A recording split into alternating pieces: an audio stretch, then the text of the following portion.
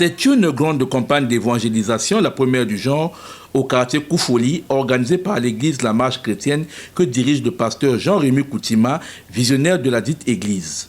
Le quartier Koufoli, dont le 5e arrondissement Mongopoukou doit être acquis au Seigneur, a déclaré l'hôte de cette campagne d'évangélisation. C'est Jésus qui donne des ordres à l'Église et l'Église est appelée à obéir aux ordres du Seigneur. En fait, c'est une réponse à la volonté du Seigneur et au commandement suprême de Jésus qui a dit « Allez dans toutes les nations, faites des nations les disciples ». Et nous avons répondu simplement et de tout cœur à cette invitation de notre Maître Jésus-Christ de Nazareth.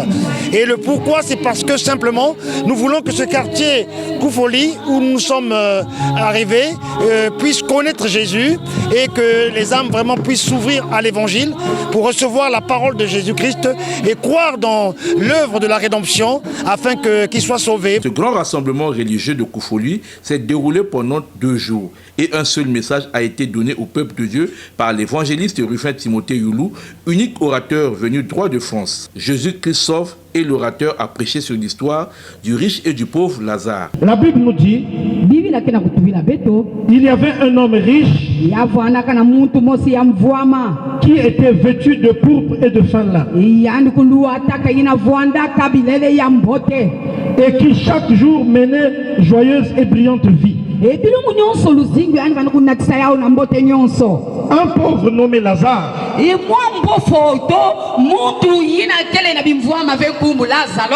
était couché à sa porte,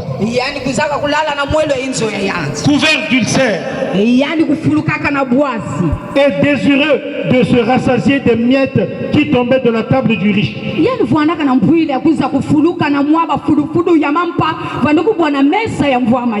Et même les chiens venaient encore lécher ses ulcères. Le pauvre mourut et il fut porté par les anges dans le sein d'Abraham. Le riche mourut aussi et il fut enseveli. Dans le séjour des morts, il leva les yeux et tandis qu'il était en proie au tourment, il vit de loin Abraham et Lazare dans son sein. Il s'écria: Père Abraham, Père Abraham, aie pitié de moi, aie pitié de moi, et envoie Lazare pour qu'il trempe le bout de son doigt dans de l'eau et me rafraîchisse la langue, car je souffre cruellement. Je souffre cruellement dans cette flamme. Abraham répondit: Mon enfant, souviens-toi que tu as reçu tes biens pendant ta vie et que Lazare a eu des maux pendant la sienne. Maintenant il est consolé et toi tu souffres. Le pasteur Jean-Rémy Koutima s'est prononcé également sur l'histoire du pauvre Lazare et sur l'enfer. C'est un enseignement qui est très noble et la parole de Dieu est riche. À chaque fois que Dieu parle, surtout là il ne s'agit pas d'une parabole, mais il s'agit d'une histoire que Jésus raconte. Il parle de l'homme riche et du pauvre Lazare justement, qui ont vécu les deux, mais dans des circonstances différentes et dans des conditions différentes aussi. Et là nous voyons que lorsqu'ils décèdent les deux, mais finalement le riche qui méprisait les voies de Dieu s'est retrouvé dans un lieu de tourment. Par contre, Lazare, qui est dans sa pauvreté, avait ouvert son cœur au Seigneur, s'est retrouvé dans un lieu de repos. Et la leçon qu'on peut tirer, c'est que nous devons être vraiment attentifs à la volonté du Seigneur.